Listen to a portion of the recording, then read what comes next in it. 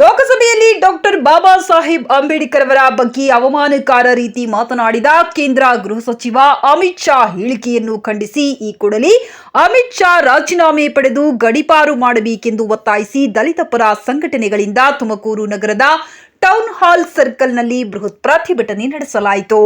ಈ ವೇಳೆ ನಗರದ ಟೌನ್ ಹಾಲ್ ಸರ್ಕಲ್ನಲ್ಲಿ ಅಮಿತ್ ಶಾ ಪ್ರತಿಕೃತಿ ದಹನ ಮಾಡಿ ಪ್ರತಿಭಟನೆ ನಡೆಸಿದ ಸಂಘಟನೆಗಳು ಈ ಕೂಡಲೇ ಅಮಿತ್ ಶಾ ಅವರ ರಾಜೀನಾಮೆಯನ್ನ ಪಡೆದು ಗಡೀಪಾರು ಮಾಡಬೇಕೆಂದು ಒತ್ತಾಯಿಸಿದರು.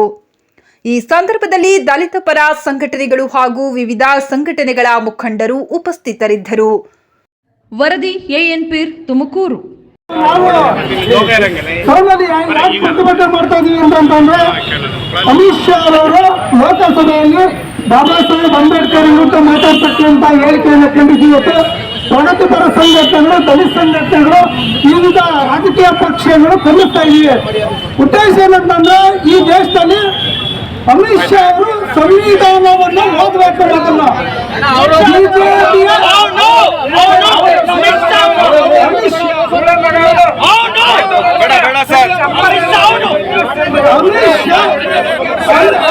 ಅಮಿತ್ ಶಾ ಅಂತವರು ಎಲ್ಲರನ್ನು ಸಂವಿಧಾನದ ಓದ್ಬೇಕು, ಫಸ್ಟ್ ಸಂವಿಧಾನದ ಹಕ್ಕುಗಳನ್ನ ತಿಳ್ಕೊಳ್ಬೇಕು.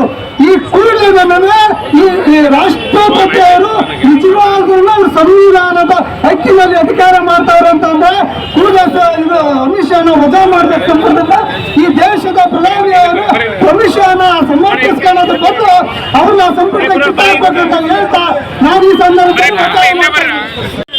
ಡಾಕ್ಟರ್ ಬಿ ಆರ್ ಅಂಬೇಡ್ಕರ್ ಅವರ ರಾಜ್ಯ ಸಂಘಟನಾ ಕಾರ್ಯದರ್ಶಿ ಎಂ ಕುಮಾರ್ ಅಂತ ಹೇಳಿ ನಾನು ಮಾತಾಡ್ತಾ ಇರೋದು. ಏನಿವತ್ತು ಕೇಂದ್ರ ಸರ್ಕಾರದ ಜವಾಬ್ದಾರಿಯುತವಾದಂತಹ ಗೃಹ ಸಚಿವ ಅಯೋಗ್ಯ ಅಮಿತ್ ಶಾ ಅಂತ ನಾನು ಘಂಟಾಘೋಷವಾಗಿ ಈ ಸಾರ್ವಜನಿಕರ ಎದುರಲ್ಲಿ ನಾನು ಹೇಳ್ತಾ ಇದ್ದೀನಿ.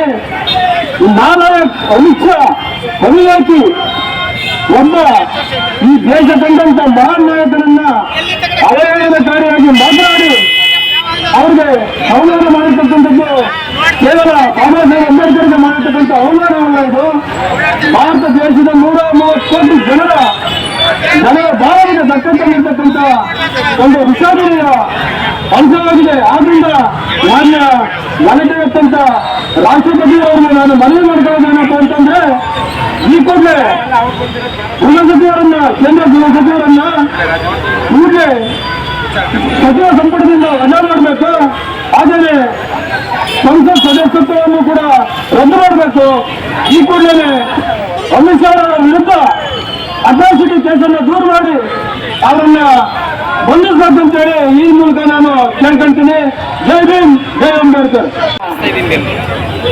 ಪ್ರಧಾನಿಯಾಗಿರುವಂತ ನರೇಂದ್ರ ಮೋದಿಜಿಯವರು ಹಾಗೂ ಅಮಿತ್ ಶಾ ಅವರೇ, ಏನು ನೀವು ಕೊಟ್ಟಿರುವಂತ ಹೇಳಿಕೆ ಬಾಬಾ ಸಾಹೇಬ್ ಅಂಬೇಡ್ಕರ್ ಗಮನಕಾರಿ ಮಾಡಿರೋದು ಇದು ಸೋಷಿಯಲ್ ಮೀಡಿಯಾ ಮತ್ತೆ ಎಲ್ಲ ಟಿವಿ ಪೇಪರ್ ಅಲ್ಲಿ ಜಾಲಾಡ್ತಿದೆ. ಏನ್ ನೀನು ಅಂಬೇಡ್ಕರ್ ಬಗ್ಗೆ ಅವಶ್ಯ ಹೇಳಿಕೆ ನೀಡಿದ್ಯಾ, ಅದನ್ನ ಕೂಡಲೇ ಅಮಿತ್ ಶಾ ಅವರೇ ಮತ್ತು ಮೋದಿಜಿಯವರು ಹಿಂಪಡಿಬೇಕು.